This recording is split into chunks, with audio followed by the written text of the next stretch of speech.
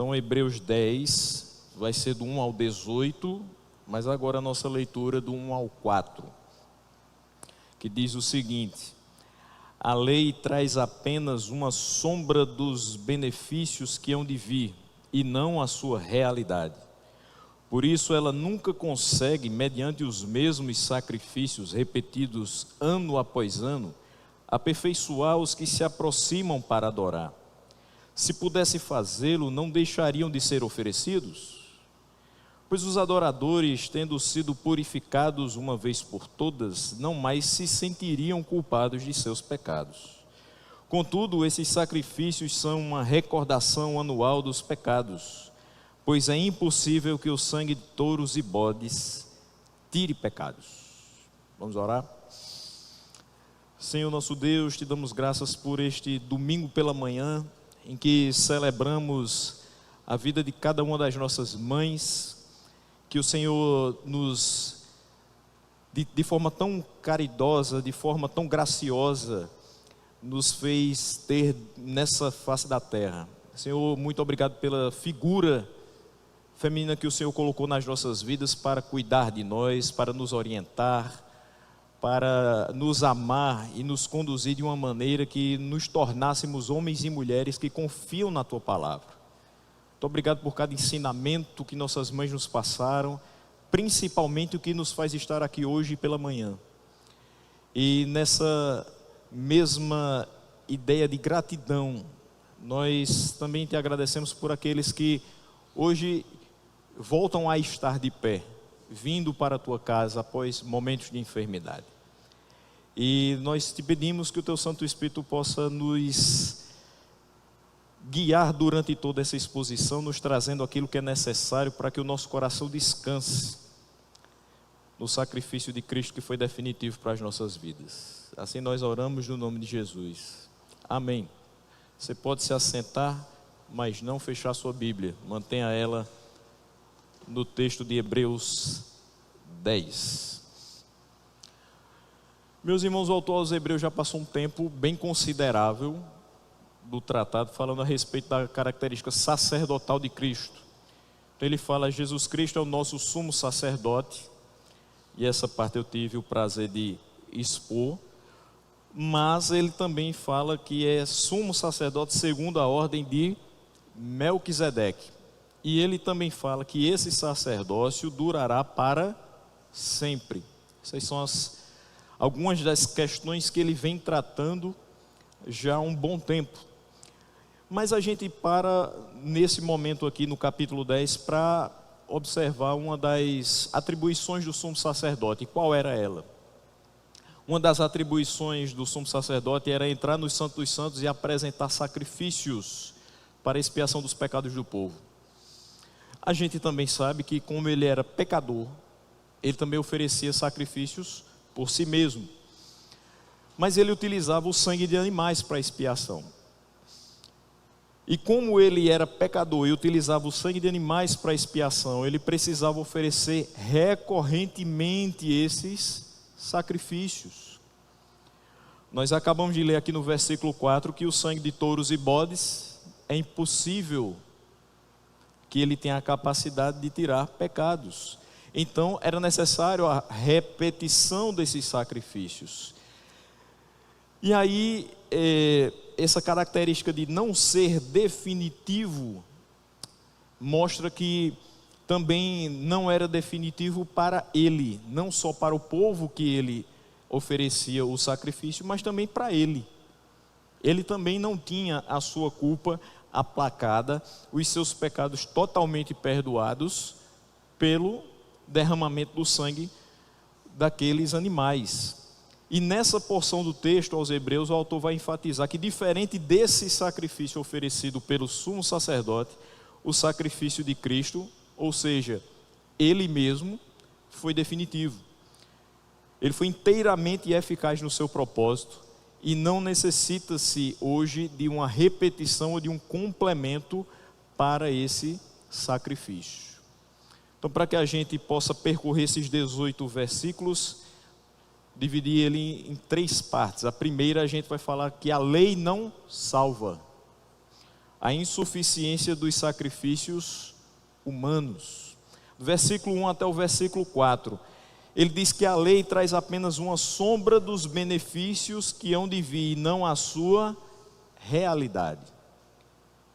A gente fala o tempo todo na carta aos Hebreus a respeito daquilo que é apenas sombra, aquilo que apenas aponta para uma realidade. E isso aqui é o que a lei faz em relação aos nossos pecados, em relação principalmente ao perdão dos nossos pecados. Quando ele diz a lei traz apenas uma sombra dos benefícios que hão de vir, ela fala sobre a nossa transgressão, fala também sobre uma forma de nós sermos perdoados, de termos os pecados expiados, mas não de forma definitiva. Então é apenas uma sombra do benefício que haveria de vir, ou seja, um sacrifício definitivo, um perdão definitivo para os pecados. Quando a gente olha para esse sistema sacrificial estabelecido em Levítico 17, a gente percebe que aqueles que levavam os animais e ofereciam no propiciatório o sangue daqueles animais, e ali intercediam pelo povo e pelas suas próprias vidas, eles sabiam perfeitamente que voltariam a pecar. E eles sabiam perfeitamente que o povo voltaria a pecar. E eles sabiam perfeitamente que deveriam repetir aquele sacrifício. Aquele sacrifício era feito diariamente.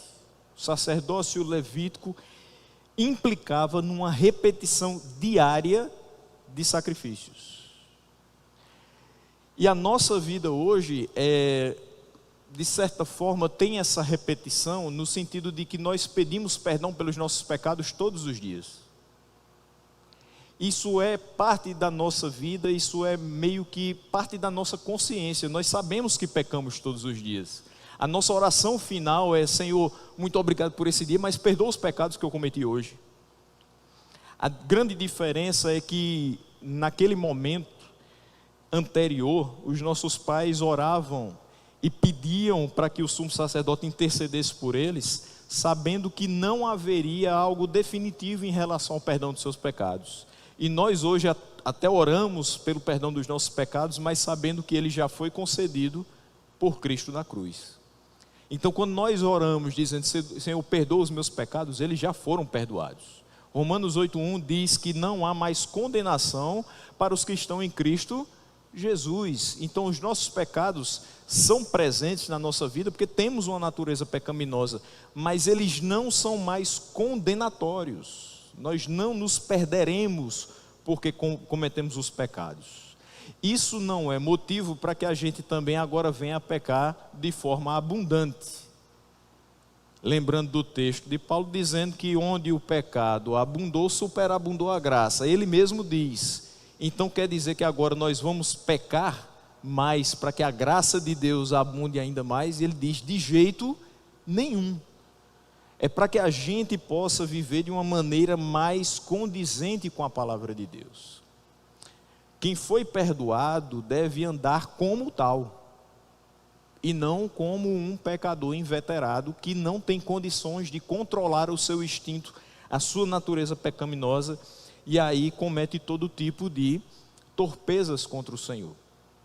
Então nós fomos perdoados para viver como perdoados, como regenerados, santos e irrepreensíveis diante do Senhor. Nós temos essa certeza.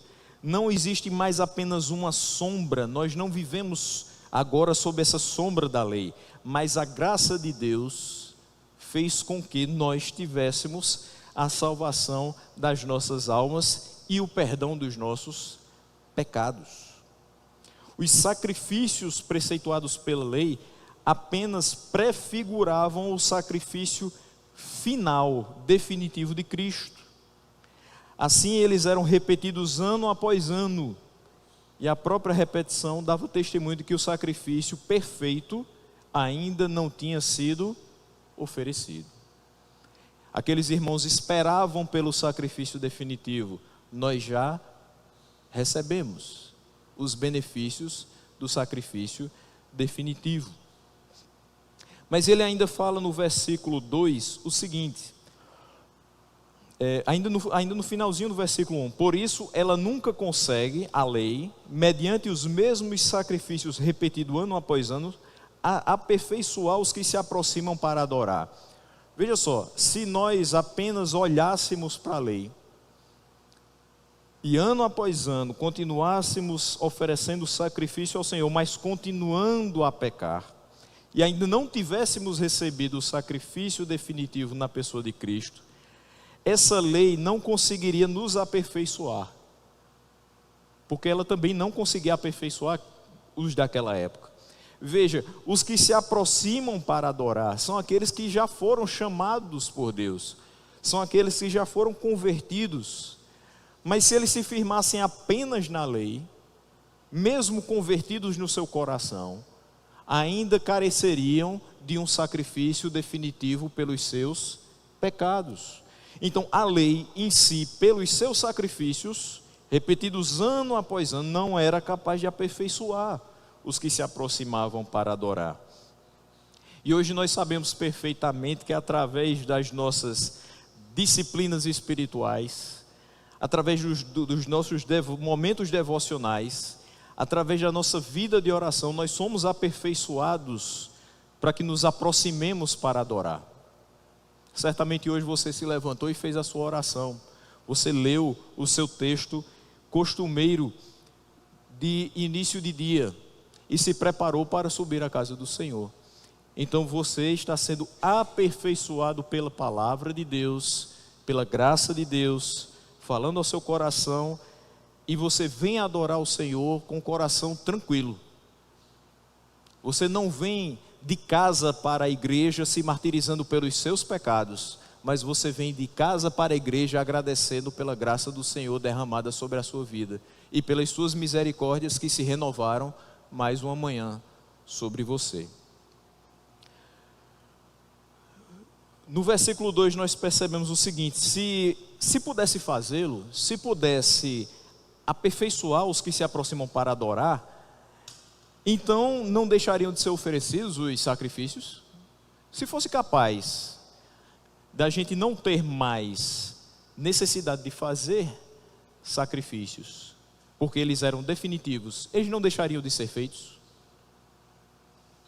Se eu conseguisse aplacar a culpa dos meus pecados com um apenas sacrifício, eu precisaria oferecer no outro ano? Não. Mas isso aqui é uma pergunta, obviamente, retórica. Se ele pudesse, se pudesse fazê-lo, não deixaria de ser oferecidos? Claro. Mas ele apenas enfatiza a insuficiência do sacrifício humano. Você pode oferecer quantas vezes você quiser, mas ele não tem esse poder de aperfeiçoar aqueles que se aproximam para adorar.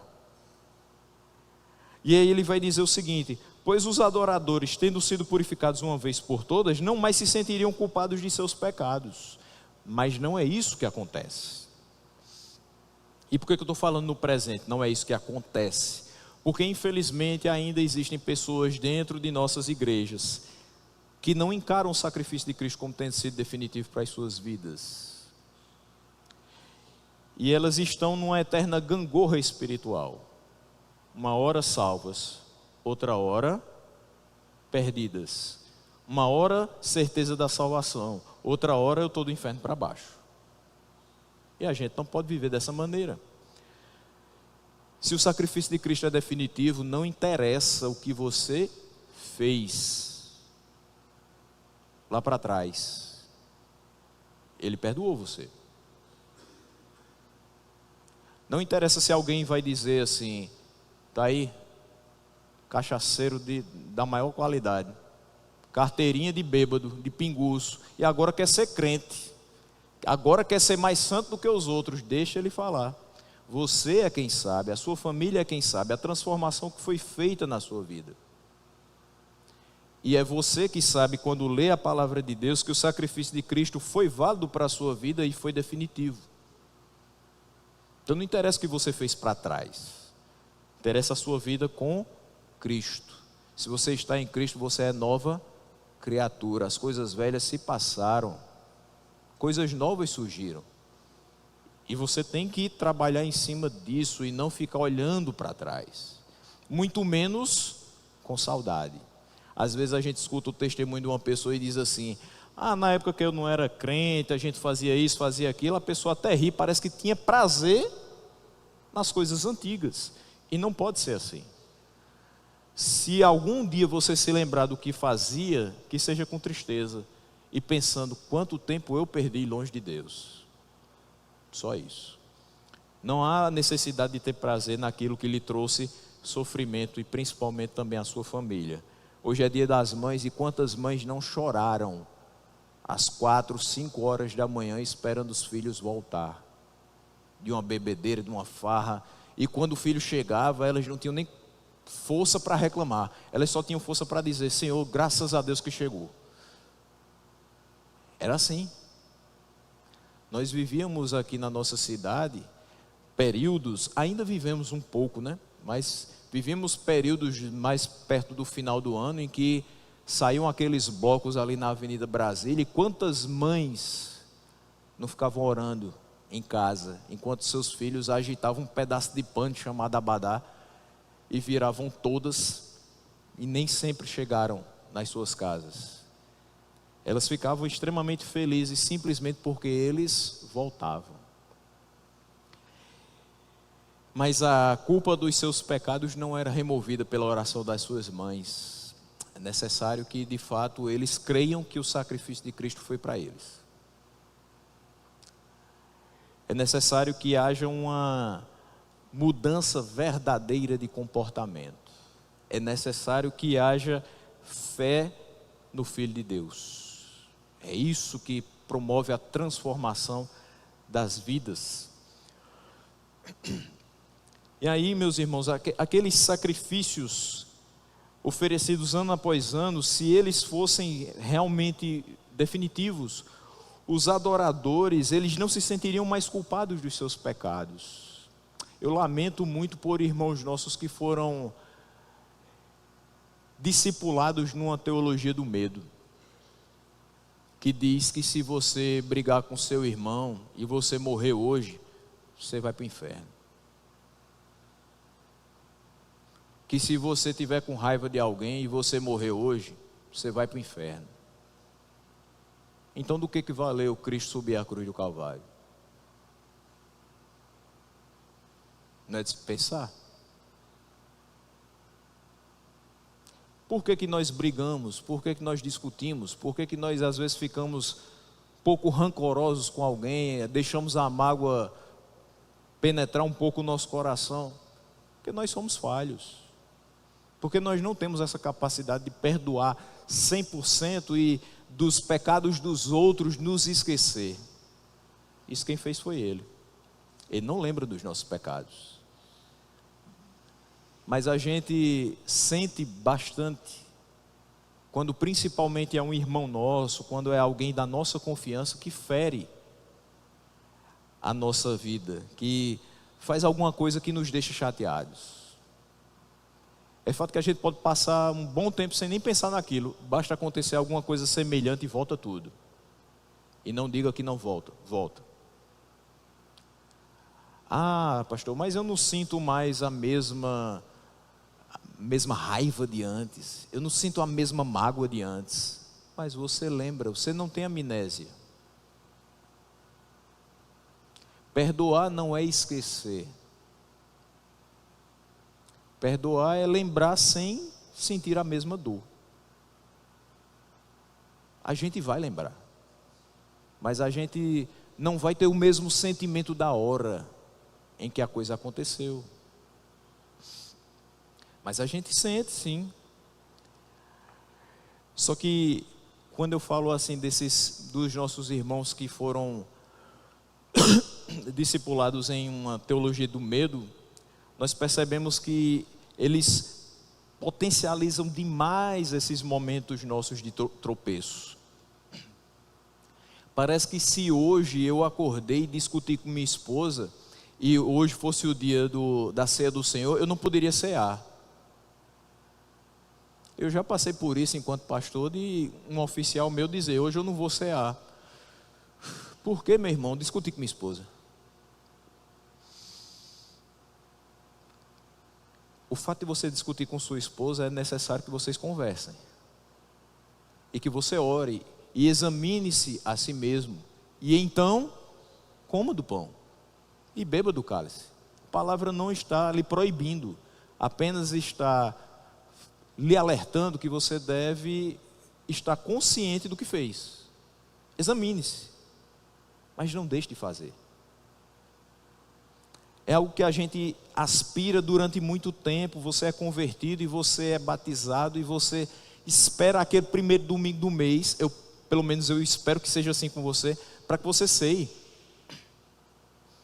para que você tenha aquele momento. E aí você vai deixar passar por conta de uma discussão. É mais fácil resolver, se examinar e continuar a vida. Lembrando que o sacrifício de Cristo foi definitivo. Você não vai para o inferno, meu irmão, porque você discutiu com sua esposa. Agora você precisa resolver com ela. Não deixe o sol se pôr sob sua ira. Não deixe os dias passarem sem vocês se falarem dentro de casa. Resolva. Mas você precisa viver num estado de maior tranquilidade em relação aos seus erros, buscando acertar. Mas quando errar, saiba, o sacrifício de Cristo foi definitivo. Eu não vou para o inferno por conta disso. Eu preciso melhorar, eu preciso me examinar, eu preciso ter uma vida mais conforme com as Escrituras. Mas eu não vou para o inferno por conta disso. Infelizmente os adoradores não eram purificados de uma vez por todas com o sacrifício daquela época. Eles continuavam se sentindo culpados dos seus pecados. E essa era a ideia mesmo. Porque o versículo 3 nos diz: esses sacrifícios são uma recordação anual dos pecados. Aquele sacrifício não servia para o perdão definitivo do pecado. Era apenas para dizer: sabe por que você está necessitando desse sacrifício? Porque você pecou de novo. E você pecou num volume tão grande que você vai precisar de outros sacrifícios. Você não só pecou um dia e veio trazer o sacrifício para aquele dia. Você pecou 365 dias. Então todas as vezes que as pessoas iam para o momento de sacrifício anual, elas eram lembradas de 365 dias em que elas pecaram. Qual é a função da lei? Perdoar os meus pecados e me mandar direitinho para o céu? Mostrar o quanto eu sou pecador e o quanto eu necessito de socorro. O quanto eu necessito da ajuda de Deus para que eu seja diferente.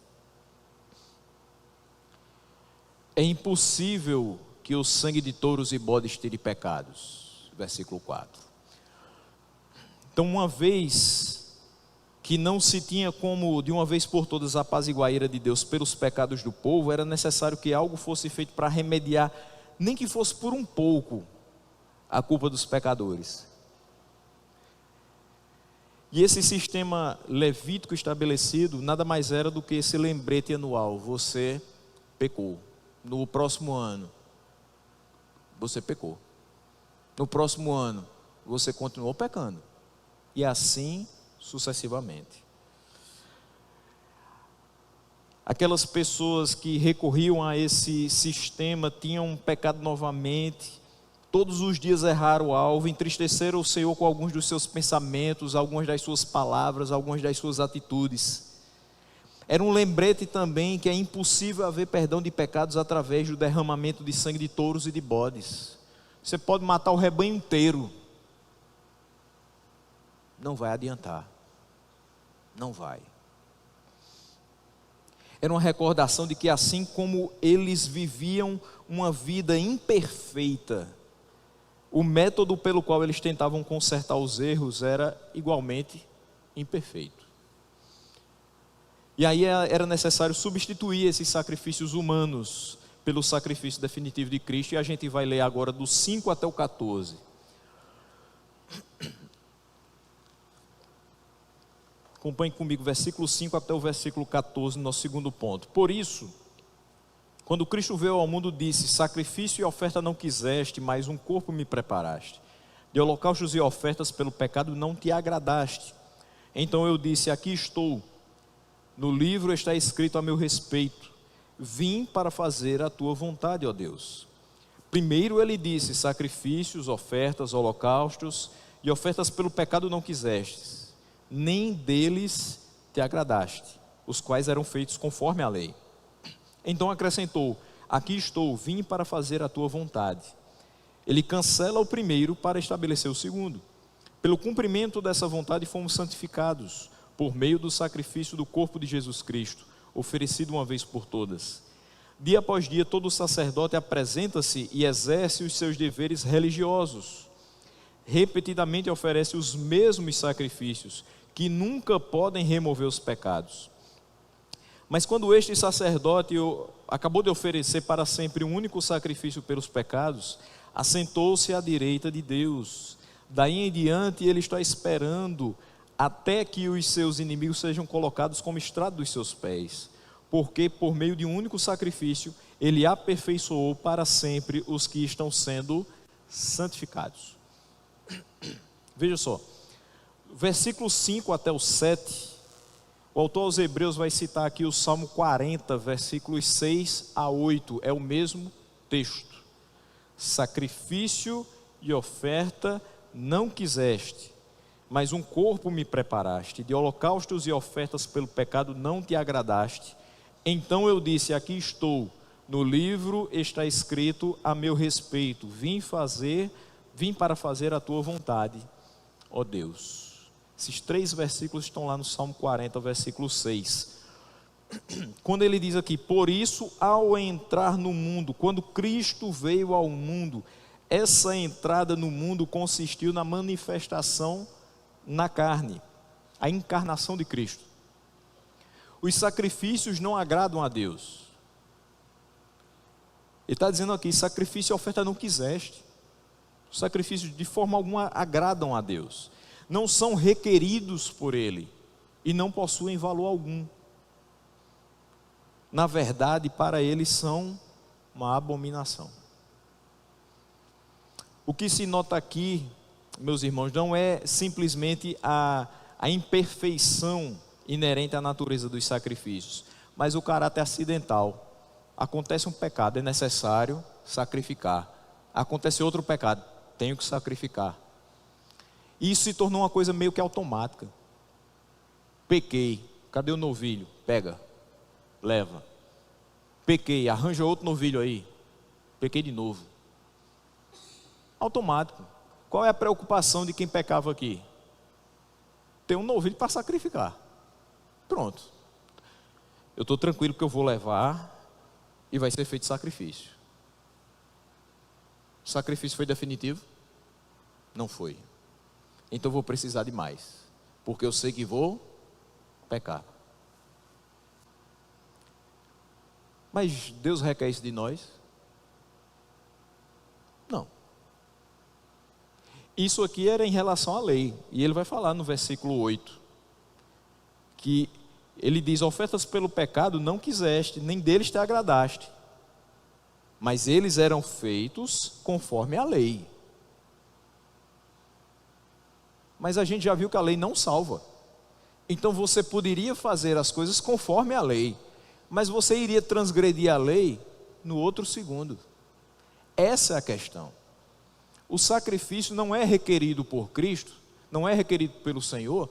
Por quê? Porque Ele só faz nos lembrar que nós somos pecadores, imperfeitos. Na medida que você leva todo o material para o sacrifício, e você, conforme a lei, está se redimindo, você sai daquele ambiente e você começa a transgredir a lei novamente. E você começa a ter culpa novamente pelos seus pecados. De forma que você vai ter que voltar aqui para tentar se redimir de novo. Aí vem uma questão muito simples que aponta para a nossa salvação. Nós temos condições de nos redimir diante de Deus? Nós temos alguma coisa para apresentar diante de Deus? Para dizer, mereço ser salvo? Não. Igualmente ao sacrifício que era imperfeito, nossas obras também são imperfeitas. Nós não vamos ser salvos pelo que fizemos, mas pelo que Cristo fez. Nós não somos perdoados do pecado pelo sacrifício que nós fizemos, e sim pelo sacrifício que Cristo fez. Deu para entender? O sacrifício definitivo é o de Cristo. O perdão definitivo, a remissão dos pecados definitiva, só na pessoa de Cristo. Não tem como ser diferente. E glória a Deus por isso. Porque se dependesse da nossa obra, do nosso esforço, não conseguiríamos. O autor está afirmando aqui, meus irmãos, que mesmo que eles insistissem em agradar a Deus com sacrifícios, os sacrifícios ele não queria. Ele reprovava esses sacrifícios. Ele está afirmando que eles já não são requeridos dos piedosos e honestos adoradores de Deus. Quando ele diz, aqui estou, no livro está escrito ao meu respeito, vim para fazer a tua vontade, ó Deus. Vontade de Deus não é que nós passássemos o resto das nossas vidas oferecendo sacrifícios, mas que nós passássemos o restante das nossas vidas firmados no sacrifício de Cristo. Durante uma boa parte da sua vida, você nem cria que Cristo existia. Você vivia como se Ele não fosse ninguém. A partir do momento que Ele lhe encontra, Ele atrai para si através da pregação do Evangelho, você agora deve viver pelos méritos dEle, firmado nesse sacrifício que é definitivo. Viver como um perdoado, viver como uma nova pessoa, ser alguém diferente. E ele fala no versículo 5 também, sacrifício e oferta não quiseste, mas um corpo me preparaste. O que ele quer dizer com isso? Que nós somos surdos, até que Deus abra os nossos ouvidos. Essa palavra corpo, que aqui na minha versão existe, ela na realidade já está sendo traduzida. Mas no original ele fala de ouvidos. Ouvidos como sendo todo o corpo. Porque Hebreus vai seguir a Septuaginta. E na Septuaginta a ideia é justamente essa, que a prontidão da pessoa por inteiro é representada pelos ouvidos. Então, você ouve a palavra de Deus. E o que é que você vai fazer após ouvir a palavra de Deus e ser transformado por ela? Toda a sua vida vai ser vivida para a glória de Deus. Aquilo que você ouve transforma todo o seu ser. A prontidão da pessoa vai ser por inteiro. Mas tudo começou pelo ouvir. A fé vem pelo ouvir, e ouvir a palavra de Cristo, diz Romanos 10:17. Então, nós fomos preparados para obedecer ao Senhor. Nós fomos preparados para ver aquele sacrifício sendo feito de forma definitiva e olhar para ele e dizer, foi por mim também. A palavra nos prepara para ter uma vida de obediência ao Senhor, como Ele teve uma obediência até a morte, e morte de cruz. O que nos é requerido, meus irmãos, não é mais sacrifícios, é obediência.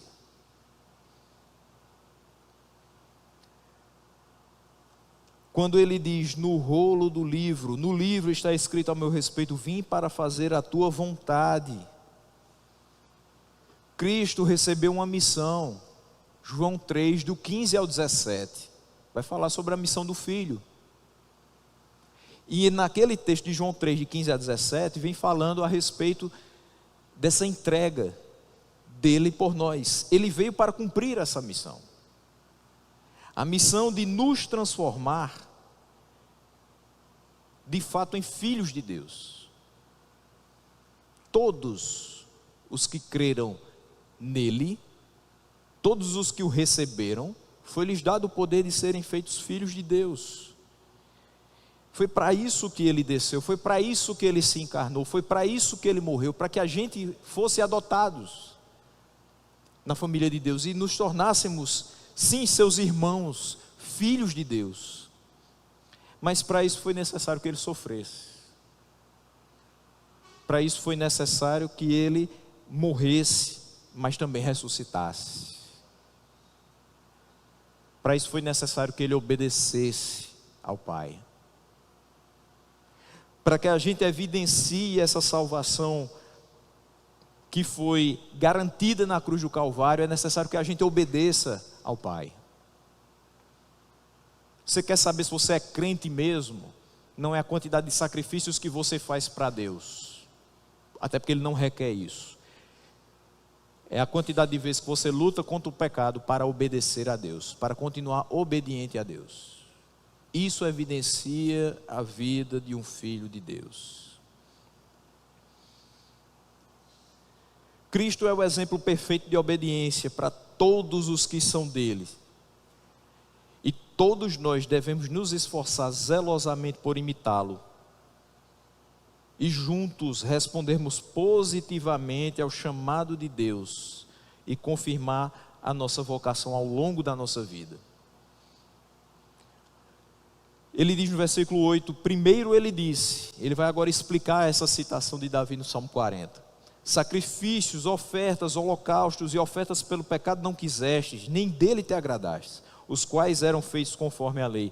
Então ele acrescentou, aqui estou, vim para fazer a tua vontade. Ele cancela o primeiro para estabelecer o segundo. Esses termos resumem todo o sistema sacrificial levítico.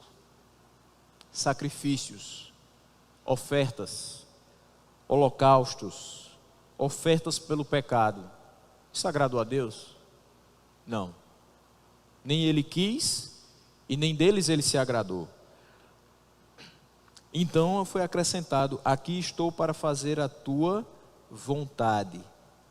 Quando Cristo se apresenta e faz a vontade do Pai, quando ele é obediente por sofrer, expiando o pecado pelo sacrifício do seu corpo, ele cancela o primeiro e estabelece o segundo. Ou seja, ele cancela todo o sistema sacrificial levítico do Antigo Testamento e estabelece de forma definitiva o perdão dos pecados para os seus, pelo seu sacrifício. O que equivale então para nós, filhos de Deus, da geração depois de Cristo? Vamos voltar a fazer sacrifícios? Vamos voltar a colocar a arca da aliança e o propiciatório? Vamos trazer o sangue de animais? Vamos fazer isso agora, o culto da expiação? Não. Até porque ele nem quer e nem se agrada disso. Vamos apenas lembrar que foi removido o primeiro sistema. O primeiro sacrifício não tem validade. Foi estabelecido o segundo, de forma definitiva, de forma perfeita. Se Cristo morreu pelos nossos pecados, perdoados estamos. Se perdoados estamos, temos uma nova vida nele. Se temos uma nova vida nele, a nossa função é viver para o louvor da sua glória. O versículo 10 ele vai ratificar isso. Ele diz, pelo cumprimento dessa vontade. Que vontade? De que ele se entregasse para o perdão dos nossos pecados, cancelando o primeiro sistema e estabelecendo o segundo. Por essa vontade, pelo cumprimento dela, nós fomos santificados, por meio do sacrifício do corpo de Jesus Cristo, oferecido uma vez por todas. Sabe quando você está explicando uma coisa a uma pessoa, e aquela pessoa nunca entende, e continua errando no mesmo quesito, no mesmo aspecto, e aí você diz assim, eu vou explicar para você de uma vez por todas, para ver se você entende. A gente já faz isso meio que, o sangue subindo e dizendo assim, entenda de uma vez por todas. Então, meu irmão, hoje entenda de uma vez por todas que o sacrifício de Cristo foi definitivo. Descanse o seu coração. Não pense que você pecou, vai perder a salvação. Não perde. Não é o sangue de animais que limpou os seus pecados, foi o sangue de Cristo que lhe purificou. O sacrifício de Cristo é definitivo, ele foi oferecido uma vez por todas, não cabe ajustes, não cabe repetição, não há necessidade de complemento, não precisa de correção, foi feito perfeito, uma vez por todas, acabou. Tudo foi consumado, senão ele não teria dito na cruz. A missão que foi dada foi cumprida. Nele nós temos a remissão dos pecados, no seu sangue há perdão, e pela graça nós somos salvos mediante a fé naquele que se sacrificou por nós. Versículo 11: dia após dia, todo sacerdote apresenta-se e exerce os seus deveres religiosos. Vou parar aqui só por uma questão. Sabe por que tem muita gente que ainda quer se sentir parte integrante da obra de salvação da sua própria vida, dizendo, mas eu não vou fazer nada, eu não vou me esforçar para ser salvo, é tudo de graça, Jesus fez tudo por mim, e eu vou, onde é que eu entro nisso tudo? Você entra com obediência, depois que ele já fez tudo, mas você não entra com nada para garantir sua salvação. Aí ele diz aqui que dia após dia todo sacerdote se apresenta para exercer seus deveres religiosos. Esse irmão que está querendo fazer alguma coisa para ser salvo, porque ele quer se sentir parte integrante da obra redentora, ele quer exercer seus deveres religiosos. Ele não entende que viver para Cristo não é um viver de obrigações. Se você está aqui por obrigação, lamento, deveria estar aqui por prazer. Se você vem todo domingo, porque você diz assim, eu tenho que ir para a igreja, chegou outro domingo, eu tenho que ir para a igreja, lamento, deveria ser, chegou o domingo, vou para a igreja, ou coisa boa. Esse deveria ser o nosso sentimento. Terça-feira, 2 dias depois, já tenho que ir de novo, misericórdia, e depois do trabalho, cansado, estressado, menino para ajeitar, roupa para lavar, janta por fazer, relaxe. Venha sem janta mesmo, se não der tempo. Tem um bocado de canto por aqui na Juscelino, que a gente pode comer depois do culto. Aproveita e leva os irmãos junto. Comunhão é isso, meus irmãos. Não pense que a gente vem para cá nas condições ideais de temperatura e pressão. A gente vem para cá com problemas, com conflitos, com doenças, com a cabeça cheia. Mas quando a gente chega aqui, a gente tem que esvaziar um pouquinho para receber de Deus aqui e aqui. Aí a gente sai cheio da palavra dele e a gente ganha vigor novo para os desafios do dia seguinte. A gente não pode viver por deveres religiosos. Viver para Deus é um prazer. Repetidamente ele oferece os mesmos sacrifícios que nunca podem remover os pecados. Você teria prazer em fazer alguma coisa que você sabe que nunca vai resultar em algo positivo? Difícil, né? Você sabe que nunca vai dar certo, mas todo dia você vai lá e faz. É como alguém que quer construir uma casa e todo dia prega um parafuso. Bata ali o prego, aí no outro dia o prego caiu. Aí ele vai lá, pega o prego e bate de novo. Passa o outro dia, o prego caiu, ele vai lá e bate de novo. Quando é que ele vai terminar essa casa? Nunca. Ele ia lá e oferecia o sacrifício. O pecado era removido? A culpa do pecado era removida? Não. Então no outro dia ele ia lá e oferecia. Quando é que ele iria se sentir totalmente perdoado dos seus pecados? Nunca. Mas aí vem Cristo e oferece uma vez, para que a gente possa viver sem a culpa dos nossos pecados, porque levou sobre si as nossas iniquidades. o castigo que nos traz a paz estava sobre ele, e pelas suas pisaduras nós fomos sarados. Depois da vinda de Cristo, os sacerdotes levitas ficaram privados do seu ofício. Eles tinham que sacrificar diariamente, mas Cristo veio, se sacrificou uma vez por todas, não há mais necessidade. Precisa mais de sacerdote levita? Precisa mais do sistema de sacrifícios? Não. É próprio da natureza das coisas contrárias, que quando uma é estabelecida, a outra é excluída. Você tem algo perfeito, você vai continuar com o que é limitado? Não. O que é perfeito foi estabelecido, o que é limitado foi descartado. Calvino diz que os sacrifícios levíticos também tinham o efeito temporário de purificação exterior, pelo menos no sentido de permitir que a pessoa pudesse adorar no templo. Mas esses sacrifícios não alcançavam a alma, como fez o poder do sangue de Cristo. Versículos 12 e 13. Mas quando este sacerdote, ele agora está falando de Cristo, acabou de oferecer para sempre um único sacrifício pelos pecados, assentou-se à direita de Deus. Daí em diante ele está esperando até que os seus inimigos sejam colocados como estrado dos seus pés.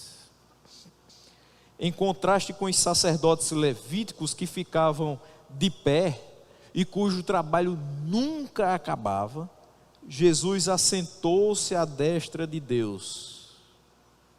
E isso foi profetizado lá no Salmo 110, versículo 1, que diz: o Senhor disse ao meu Senhor: senta-te à minha direita, até que eu faça dos teus inimigos um estrado para os teus pés. É isso que está acontecendo aqui. Aqui era anunciado no Salmo 110 o sacerdócio messiânico segundo a ordem de Melquisedeque. E o que ele faria? Ele iria assentar-se à direita até que os seus inimigos fossem colocados como estrado para os seus pés. Nesse sentido, então, Jesus é sacerdote e rei. E isso garante que ao começar o seu reino exaltado, este continuará até que todos os seus inimigos sejam subjugados por completo. Versículo 14: porque por meio de um único sacrifício, ele aperfeiçoou para sempre os que estão sendo santificados. Eu quero voltar rapidinho para o versículo 1, para que a gente compare os dois versículos. O versículo 1 dizia o seguinte: a lei traz apenas uma sombra dos benefícios que hão de vir, e não a sua realidade. Por isso ela nunca consegue, mediante os mesmos sacrifícios repetidos ano após ano, aperfeiçoar os que se aproximam para adorar. Veja, a lei, os sacrifícios, não conseguiam aperfeiçoar os que estavam sendo santificados. A gente vem para o 14, por meio de um único sacrifício,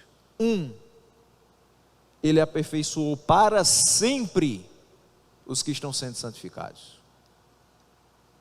Esse é o poder de Deus na pessoa de Cristo.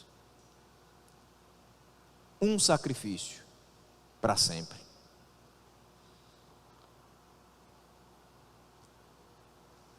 Não é só enquanto você estiver obedecendo. Não é só enquanto você estiver sendo fiel no dízimo. Não é só enquanto você estiver vindo para a igreja toda terça e domingo. É para sempre. Independeu de você. E de mim também. A gente não colaborou com isso. Mas era plano dele. Mais uma vez se enfatiza que ao contrário do serviço dos sacerdotes levíticos, que nunca acabava, a obra de Cristo foi consumada. O único sacrifício expiou os pecados de todos os tempos, tornando desnecessário qualquer outro sacrifício. É por isso que hoje a gente não precisa de penitência. É por isso que hoje a gente não precisa sair daqui até outra cidade de joelhos, no asfalto quente.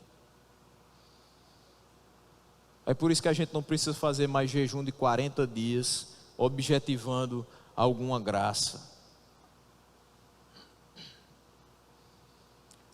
a gente não precisa se sacrificar até o último pingo de saúde, porque Ele se sacrificou por nós. Se eu faço algum tipo de sacrifício achando que aqui dali vai me tornar mais santo ou vai garantir minha salvação, eu estou desvalorizando o sacrifício de Cristo. Como eu já disse aqui outra vez, eu estou recosturando o véu. Eu estou trazendo a arca de novo para o centro da igreja. Eu estou trazendo o sacerdote de volta para o seu lugar de deveres religiosos. Daqui a pouco eu vou estar trazendo também o animal. Veja que a problemática de diversas igrejas não é o simples judaizar. É descartar tudo isso. Se eu volto às práticas judaizantes, eu estou voltando a tudo isso. Então você vai ter que guardar o sábado, você vai ter que oferecer sacrifícios pelos seus pecados, você vai ter que derramar o sangue de animais, porque é isso que a lei manda. Quiser voltar para a lei, então vamos fazer direito, né? Não é só festa dos tabernáculos uma vez no ano e tocar o chofar quando for começar o culto, não. Vai ter que fazer tudo direitinho. Não é para voltar? Não é muito mais bonito, gracioso, inspirador a gente viver pela graça de Deus? Sabendo que nada disso mais vale para a gente, porque Ele fez por nós. Eu prefiro viver olhando para esse amor, olhando para essa graça, olhando para essa misericórdia. Quem quiser seguir a lei, já sabe, não vai conseguir cumprir. Ele cumpriu por nós. E nós podemos nos apropriar dos méritos de Cristo pela fé. É libertador viver para Deus. E ser servo dele. Ser escravo da sua vontade. Parece um paradoxo para o mundo, né?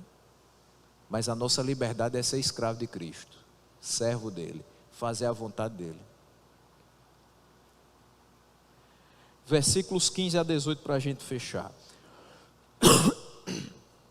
O Espírito Santo também nos testifica a esse respeito. Primeiro ele diz: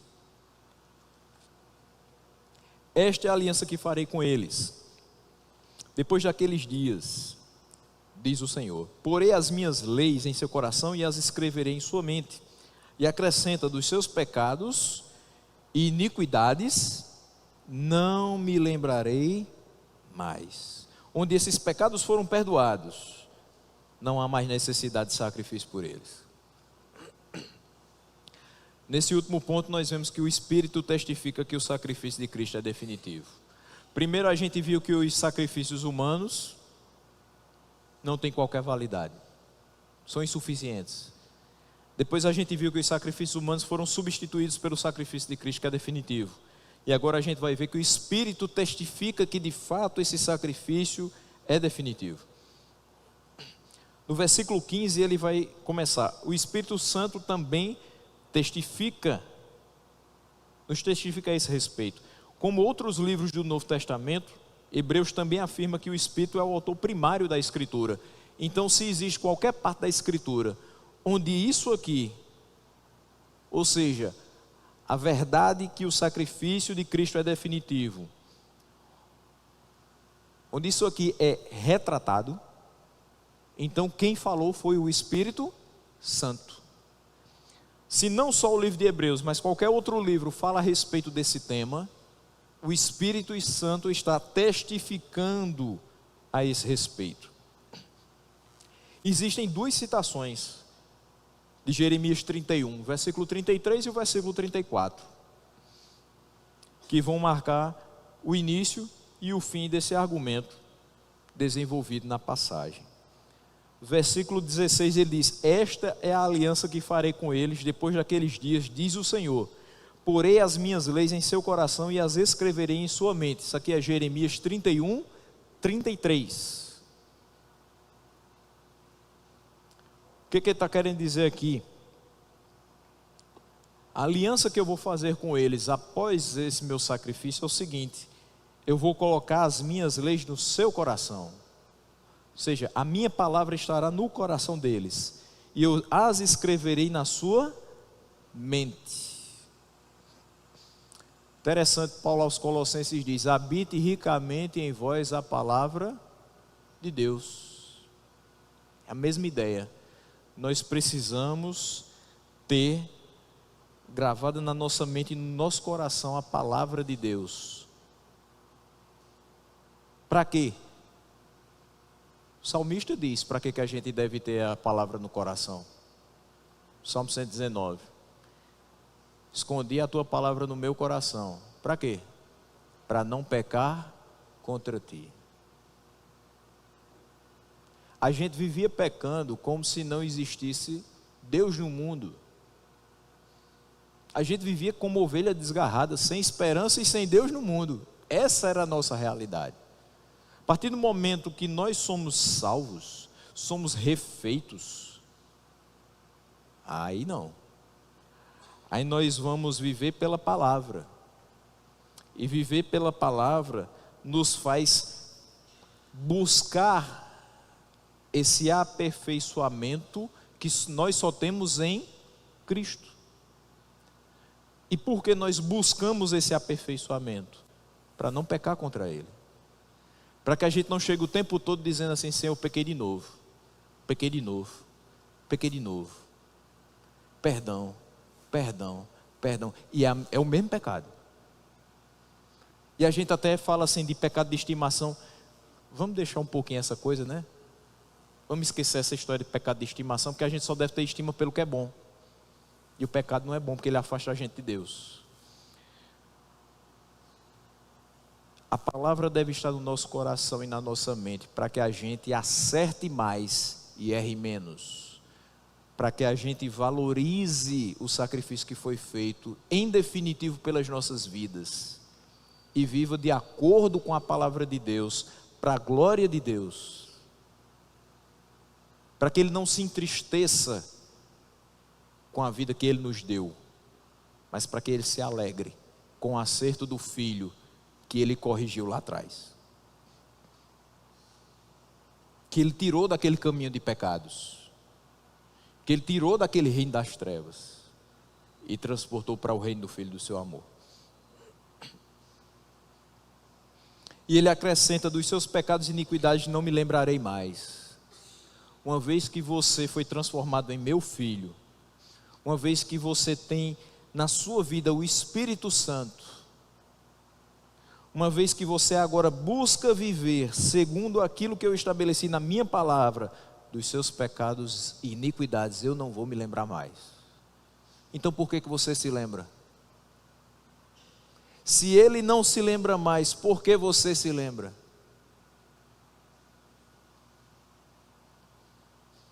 Porque você se deixa martirizar com os vacilos que você deu durante toda a sua vida. Se Ele diz que a partir do momento que Ele se sacrificou por você, Ele não se lembra mais dos seus pecados. Ele nos salvou para uma vida de confiança, e confiança nele.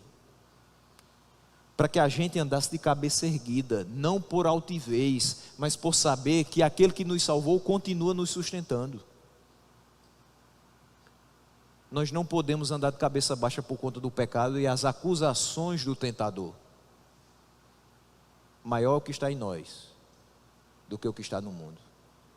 Maior o que fez a obra nas nossas vidas do que aquele que nos acusa. Maior é o que nos salvou do que aquele que busca tentar nos tragar através da nossa fraqueza.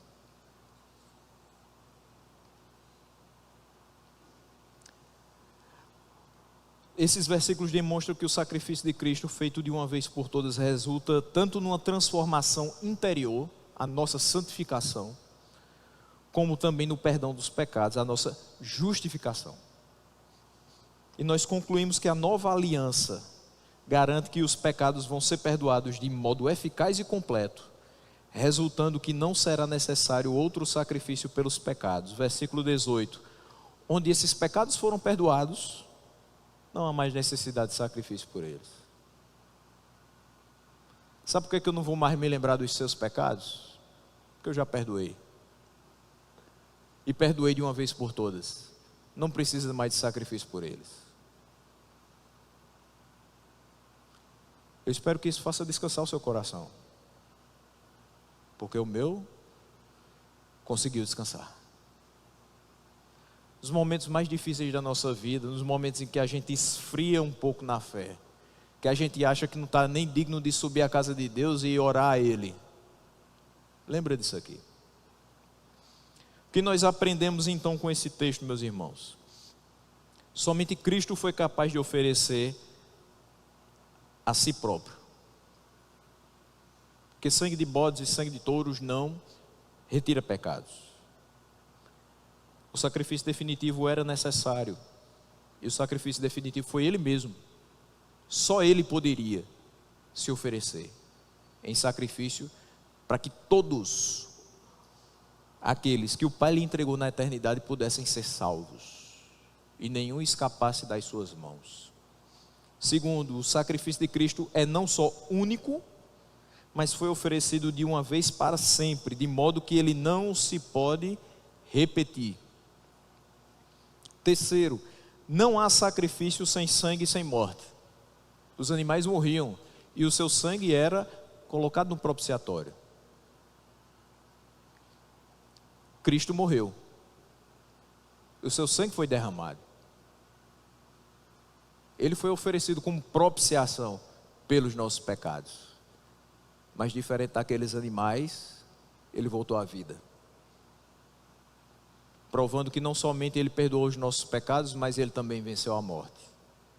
E com isso ele nos dá vida, agora e no porvir, uma vida eterna.